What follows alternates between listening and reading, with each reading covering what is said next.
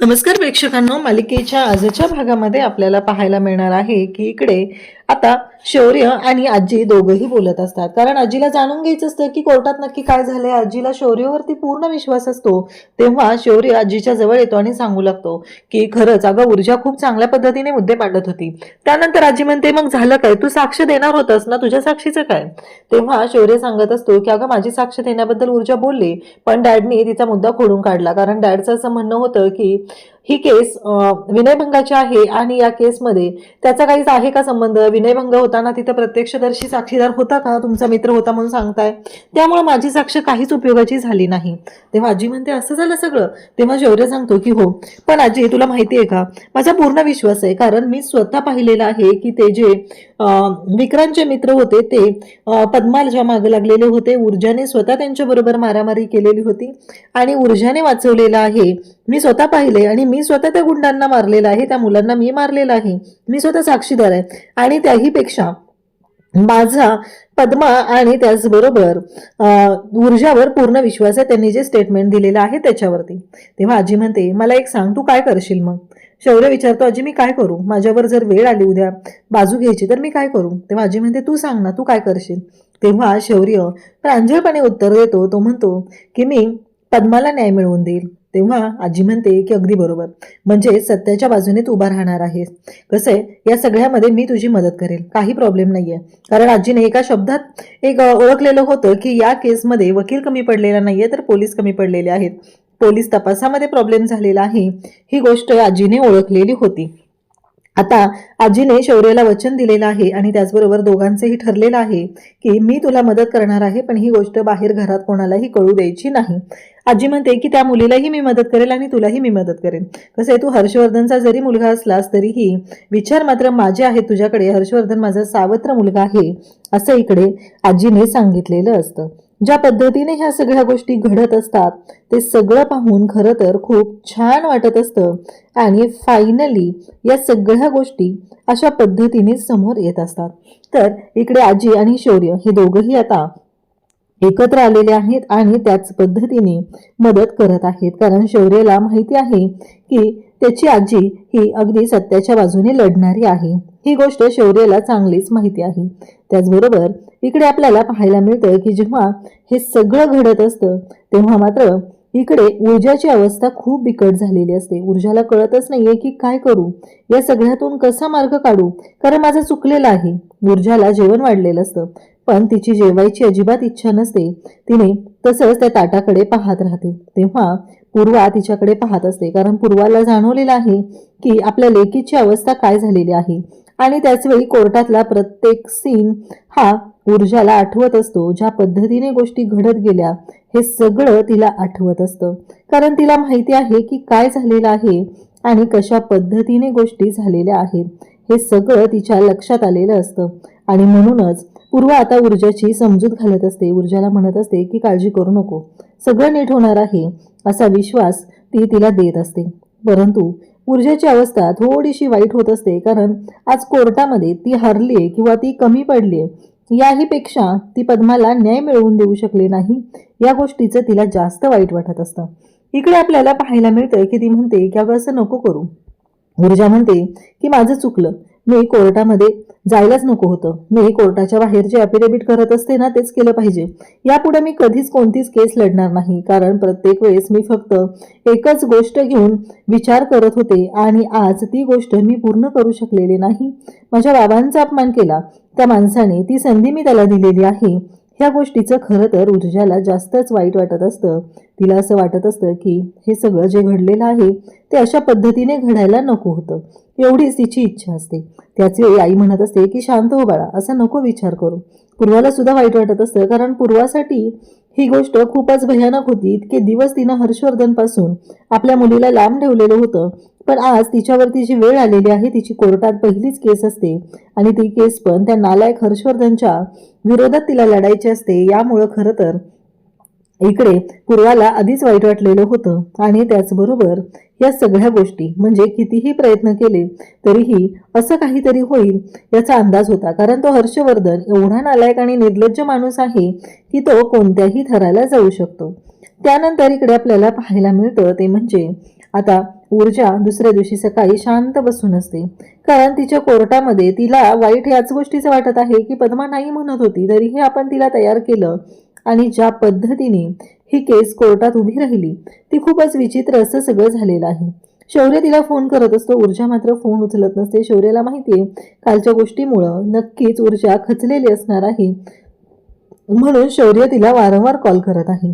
ऊर्जा फोनच उचलत नसते. तेव्हा मात्र ऊर्जा त्याचा फोन पिकअप करत नाही. ही गोष्ट लक्षात आल्यानंतर मात्र शौर्य म्हणत असतो की ऊर्जा मेसेज करून तिला सांगतो, तू जर आता माझा फोन उचलला नाहीस तर मी तुझ्या घरी येईल. मग ऊर्जा फोन उचलते. तेव्हा ऊर्जाला शौर्य विचारतो, काय झालं, काय करतेस? तेव्हा ऊर्जा म्हणते, काही नाही, ठीक आहे मी. तेव्हा शौर्य म्हणतो की आपण भेटूया. ऊर्जा म्हणते की नाही, त्याची काही गरज नाहीये. शौर्य म्हणतो की नाही, आपण भेटूया असं सांगितलं जात असतं. तेव्हा मात्र ती नाही म्हणते. तेव्हा शौर्य म्हणतो, ठीक आहे, मी तुझ्या घरी येतो, आपण तिथे भेटूया. तेव्हा ऊर्जा तयार होते, कारण शौर्याला माहिती आहे की ऊर्जेची अवस्था काय झालेली असणार आहे आणि तिला सध्या गरज आहे, तिला तिला मानसिक आधाराची गरज आहे हे शौर्याला चांगलंच कळलेलं आहे. आणि म्हणूनच शौर्य तिला भेटायला बोलवतो. मग लोकेशन पाठवलं जातं. इकडे आपल्याला पाहायला मिळतं आता विक्रांत येऊन पुन्हा आलेला आहे आणि गौती ते बाकीचे सगळे जे सुटून आलेले आहेत ते सगळेजण तिथे येतात आणि त्याला सांगत असतात की काय तुझ्या सासऱ्याने काय बाजी मारली कोर्टात, काय सांगू तुला. ती ऊर्जा, तिला वाटत होतं की ती जिंकणार आहे, अक्षरशः रडत गेली रे ती रडत. हर्षवर्धन जहागीरदार सारखा जर सासरा असेल तर काय हरकत आहे, काय टेन्शन घ्यायची गरज नाहीये, असं सगळं बोलणं चाललेलं असतं आणि ते विक्रांतला सांगत असतात. तेव्हा मात्र विक्रांत खूपच खुश झालेला असतो. म्हणतात की बरं झालं, ती न्याय मिळवण्यासाठी ती तर रडत असेल, आपण मात्र मस्त इकडे पार्टी करायची. म्हणजे किती निर्लज्जपणाचा कळस आहे. एखाद्या मुलीच्या अब्रूची लखथर तोडून ह्यांनी वेशीवर टांगलेली आहे, तिच्या अब्रूशी त्यांनी अवहेलना केलेली आहे आणि त्याच लोकांना हर्षवर्धन जहागीरदारने वाचवलेलं आहे आणि ती माणसं पुन्हा त्याच मुलीच्या अब्रूची पुन्हा लखतरे तोडण्यासाठी सज्ज झालेली आहेत. हा कसला न्याय आहे? खरं तर प्रेक्षकांना ही गोष्ट विचार करण्यासारखी आहे आणि इथे ऊर्जा त्या मुलीला, गरीब मुलीला न्याय मिळवून देण्यासाठी 1 रुपयाचीही तिनं त्या फीची अपेक्षा केलेली नाही, फक्त न्याय मिळवण्यासाठी झगडत होती. आणि इथं मात्र ह्या नालायक मूर्ख मुलांनी त्या मुलीवर अन्याय केलेला असून ते मात्र मोकाट सुटलेले आहेत आणि त्या मुलीला तोंड लपवून जगायची वेळ आलेली आहे.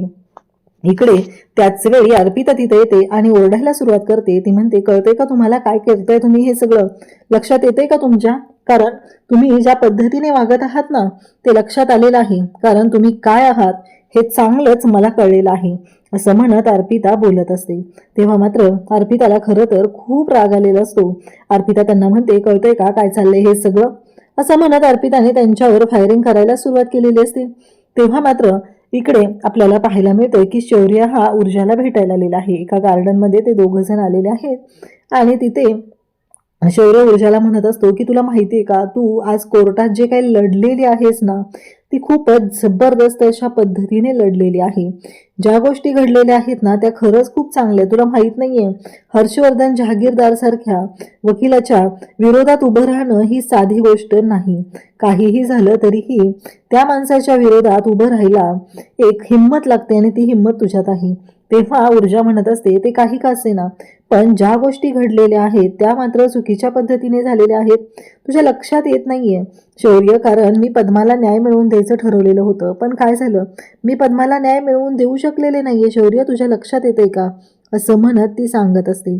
तेव्हा मात्र शौर्य म्हणत असतो, अगं वेळ कुठं गेली आहे, कोर्टाने पुढची तारीख दिलेली आहे आणि लवकरच या सगळ्या गोष्टी होणार आहेत, तू नको काळजी करू, असं शौर्य तिला समजवत असतो.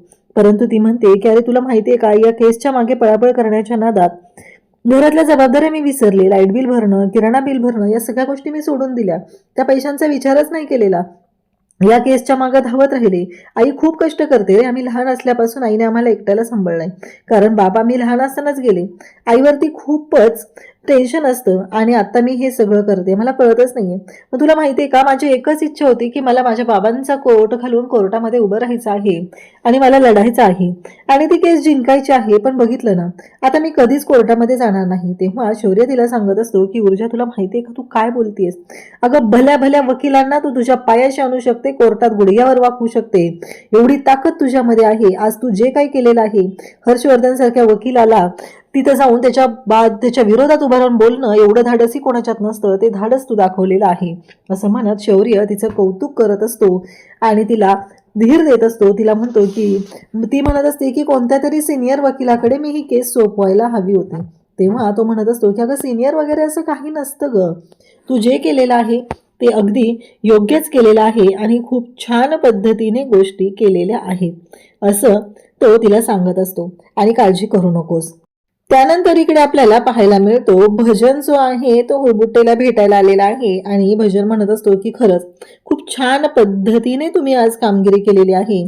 तुमची जी आयडिया होती ना बॉर्डरच्या पलीकडे घेऊन जायची, बॉर्डरपर्यंत घेऊन जायची, ती खरंच खूप भारी होती.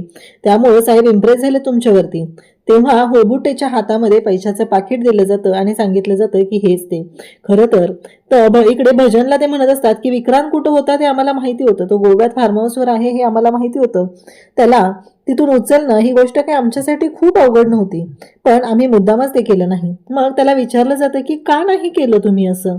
तेव्हा तो सांगत असतो की कसं आहे, आमदार साहेबांचा मुलगा आहे, आमदार साहेबांची बातमी आली असती ना पेपरला, आणि आमदार साहेबांचा शब्द का मोडायचा, ते एवढे चांगले आहेत. आणि असं म्हणत ह्या हुळबुट्टेने खरं तर माती खाल्लेली आहे आणि त्याच्यामुळं ही सगळी गोष्ट अशा पद्धतीने घडलेली आहे.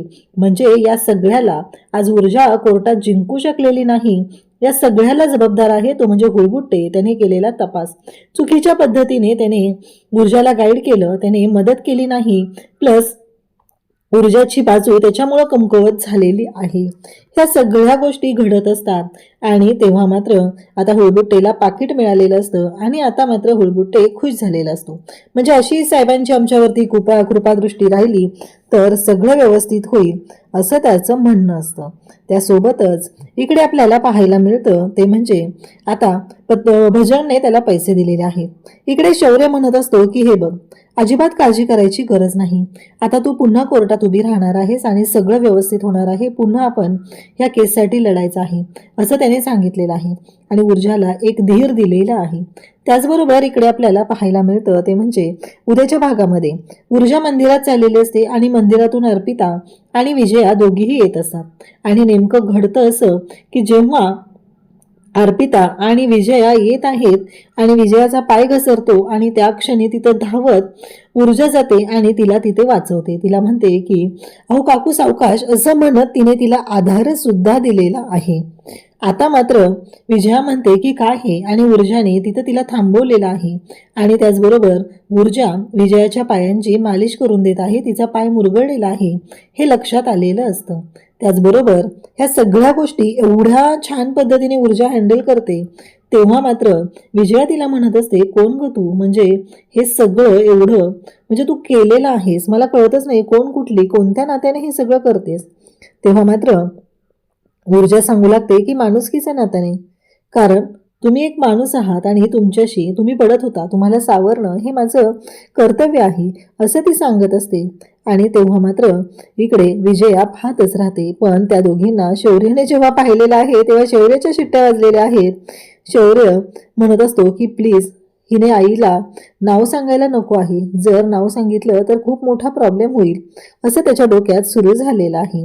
आणि इकडे ऊर्जा मात्र तिच्याशी खूप छान बोलत असते, कारण ऊर्जा तशी सगळ्यांच्या मदतीला धावून येणारी आहे. ती कधीच विचार करत नाहीये की गरीब श्रीमंत कोण कुठलं काय, परंतु आज मात्र विजयाचं मन मात्र तिनं जिंकलेलं आहे.